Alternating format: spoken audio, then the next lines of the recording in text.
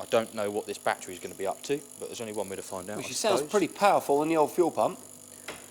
Fuel pumps can be deceiving. Our priorities here are being safe, and if we catch fire, then we're going to run in the opposite direction. We're going to use a blanket there just to make sure we don't touch the terminal. Ooh, that note changed then, didn't it? That's better. I'm gonna skip my breaks, I'm gonna make mistakes. I'm gonna skip my breaks, I'm gonna make mistakes. I'm gonna skip my breaks, I'm gonna make mistakes. Look at the beautiful stars, I wanna drive a faster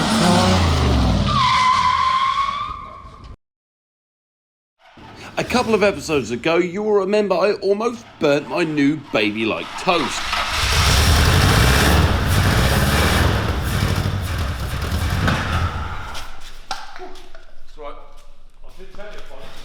Now it's time to get back to sorting the engine. Hopefully this time there will be no pyrotechnics. That was a bit of fun, wasn't it? I deleted half my beard. Hi guys, and welcome to this episode of Make or Break. A couple of things have changed since the last episode, and we are moving forward with getting this car stripped down, but one of the most important things is getting the car running. I know my hair looks silly, and you can add the comments below on just who and what you think I look like, and I'll reply to every single one of them. So Josh here is a good friend of mine, and we teamed up here to try and get this bad boy running today. So a couple of things we're going to do. First of all, obviously you've seen in the last episode or previous, we had a bit of a fire issue and the whole car caught on fire. And we're in a position where it didn't damage any of the wiring, but we haven't run it since. So what we're going to do now is we're going to take the air filter off, which Josh is doing now, and we're going to try and start it up. What we've done also is to the left-hand side here, Ivan has supplied us with a nice Nescafe bottle, which we have actually filled this up with fuel. So by filled, I mean we put a little bit in the bottom, which would be enough to get it going. And our priority here is to see if, number one, if we got fuel up, okay, after our little fire. And it didn't run particularly well. So our new priority here is to see if we can get it running a little bit better and see if we can get it running at all. So what we're going to do now is see if she turns over. So where's the keys? Over your side. Yep. See if right. So for some reason the key goes the opposite way, which is... That's because the column's in, and whatever column they've used is upside down. It's a Hillman Avenger. Right. So let's grab that camera. It gives it away. I don't know if you want to show everybody. Yeah, let's have a look. The stalks on the indicators and everything are upside down. Ah. So that'd be why the key's on the left. Okay, that makes complete sense. I'm assuming there was a good reason why he'd done it. Method to the madness. There will have been some kind of method, yeah. One of the things that we're probably going to want to do with that column is, obviously, if you can put the camera straight down through, you'll see, or everyone at home will see, the column's not central to the seat. And do you know why that is? So, right, I'll tell you a little funny thing. So when I went the other day to look at the Total Head Turners workshop, yep. A Mark 1 or Mark 2 GT40, okay, would have the gear stick here, extending it 4 inches. That's right, yeah. So the driver's seat would be over there, and you would not have the need for a centre console. That's right, yeah. So basically, that's the reason it's off to one side. So what I'm going to do is we're going to completely delete that steering column, okay, and we're going to put a race one in, so it'd be like a standard bar with a removable steering wheel. Yeah. And I want to remove the indicator and have that in the dash as well. It's really common. They normally have it here just on like a wobble, like a stalk, which is quite cool. These switches here, so I've been looking at the one that's in the Peterson Museum, and I was like, I want to change those out for some flick switches, but they are actually very close to being period correct in their style, if that makes sense. Yeah, so, that makes you know, sense. we don't want to take anything too far away from it, but we are going to have to modify that dash completely to make it right, but it should be a lot of fun. It wants to be authentic, but to a degree. Do you want to try and turn her over? I'm going to try and turn See her if over. she's got any Right, oomph. you're going to have to run through this with me. Yeah, no worries. I'm not 100% sure. Isolators here. Yep. I'm assuming that's the main isolator. That's it, yeah. Cool, okay. Oh, yeah. So, and then from what I saw the other day, we have a fuel pump switch here, I'm assuming. So, once we've got ignition. Yeah, there's the fuel pump clicking on. So the fuel pump's running. That's good. I don't know what this battery is going to be up to, but there's only one way to find out. Which sounds pretty powerful in the old fuel pump. Fuel pumps can be deceiving. Give it a minute just to fill a bowl up. Let's see. What did you say? Fuel pumps can be what? Deceiving. There we go, deceiving. So right, what we do, guys, we're going to get some jump leads on this, see if we can get it going. Open up the old. Luckily, for you, I preempted this. Is that like movie magic, isn't it? Yeah. Here's one we prepared earlier. Right. Okay, so we've got some jump leads here in a battery, and we're going to connect that up. Guys, you've got to see here, the most important thing here is safety, and you must notice straight away that the actual fuel can itself is very, very close to the battery. So our priorities here are being safe, and if we catch fire, then we're going to run in the opposite direction. We're going to use a blanket there just to make sure we don't touch the terminal. We're going to connect the battery up. What we always do, guys, is connect up the battery on the car first and then the additional battery. That way, you know, you haven't got 12 volts and both your leads touching together, which is really important. I'll get a torch for you there, sir, so we can see what terminal's what. There you go, you're already on it. I'm prepared earlier. Come prepared. Right, there we go. I'm going to put the earth on the engine because they're a bit close, or somewhere around engine or on the suspension component, something like that, somewhere where there's a good bit of bare metal. He says. Everything's very... The top of the coilover might do, that'll do. There you go, right. That should be a good purchase. Catch up the battery, and let's see if she comes to life, so... Right. It should be okay. We should fire up, because she ran the other day, but she was very lumpy, you know. Yeah.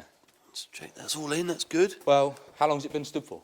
A couple of years, it's not too bad. You know, it's a couple of years ago, so, you know, but he has been tinkering. There's wires off everywhere I've seen, so it's quite important that, you know, we do take our time.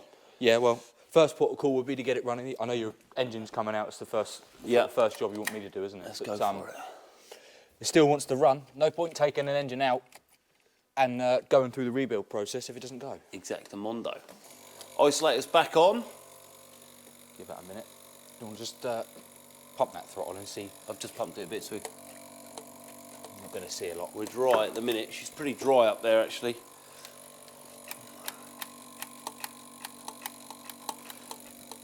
All right, go for it. We'll see what that battery's up to. Might have to go and get another one.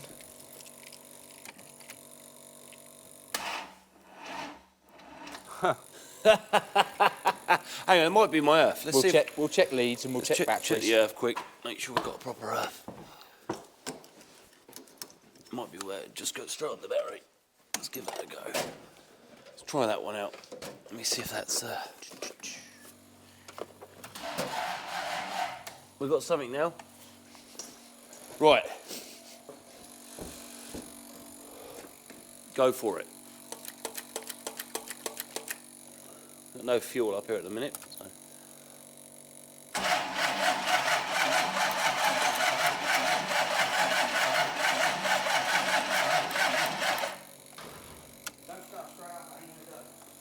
We got no fuel. Isolator off. She's dry as a bone up here. That's what happens, things dry out, so you I expect there's probably there and then that'll pull it up.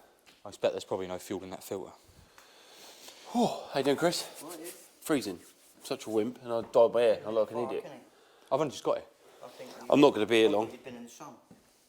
That one. Yeah. That's all. Yeah, hence I've got a silly mic on. Right, there's a can somewhere, isn't there? With a little bit in it. I want just a little bit in it. How you doing, all right? Yeah, Good.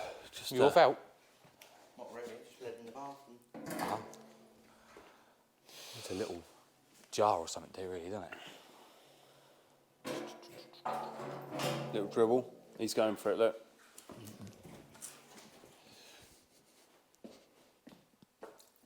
There you go. See if it'll pull something. Oh yeah, let me turn the other camera on, because it's important. Couple of little pumps. Hurry up.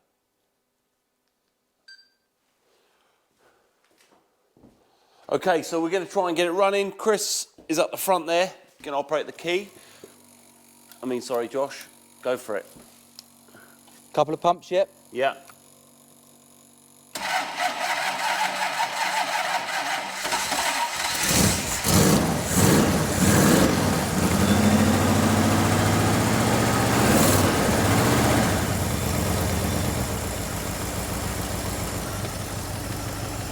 She's not running on all 8. It's idling nice though. Be on 7. Or 6. So guys, what we're noticing straight away is that the car is shaking slightly. It's got a slight misfire. You know, one of the most important things here is making sure this car runs smoothly. This could be down to the little fire I had the other day, or it could be down to anything. So what we're going to do is I'm going to grab the camera and we're just going to do a little bit of an inspection. We're going to check our firing order's correct. And how we can do that is by looking that up on eBay. So that's a little on eBay, on Google. We'll check that out, see if we've got the firing order right, and just check our leads are all on place properly. And yeah, let's have a play.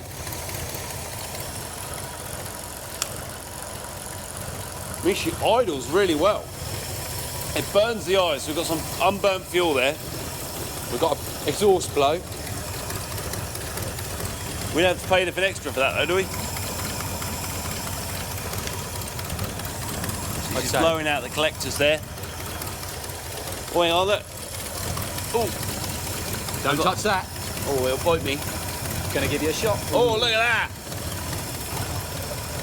Got a lead off down there. Obviously what he's done here is this is a spark detector. So basically if you're ever replacing, having a problem with a running issue on a car, what you can do is put one of these little light devices in just to make sure you've got a spark. How are we looking your side? Any of the leads off your side?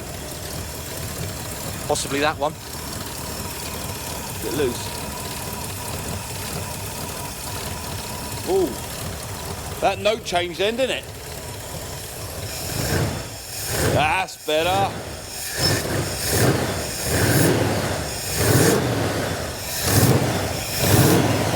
Look at that.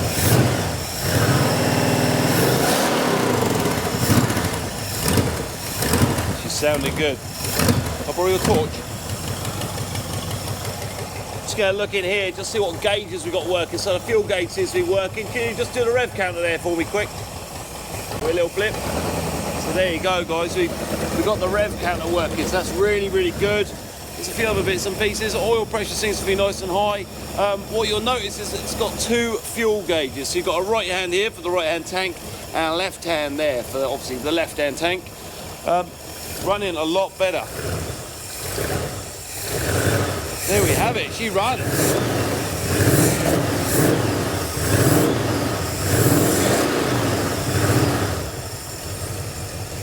And it sounds like no other V8 because those crossover pipes completely change the tone of the exhaust. And what you get from that is this more refined supercar noise because basically what you have is the right hand cylinder head and the left hand cylinder head blend together and come out as one note, which is really, really nice. You don't get like a barbel like you would normally get, like a bob, bob, bob, bob, bob. You get a more refined sort of whoosh noise, which is fantastic. And we're out of fuel. And we're out of fuel. On that note, we're out of fuel. But guys, as you've seen, she's running. We've obviously found a few issues there, but the most important thing here is making sure it runs. It runs on all 8 cylinders, which means it must have compression on all cylinders. It doesn't seem to overheat or get hot quickly, but you wouldn't really know in the small amount of time that we've had it running. The next thing we're going to do on the next episode on Make or Break is get the Snake exhaust system off. Obviously this covers up a lot of the suspension, it comes up a lot of the chassis on the vehicle as well.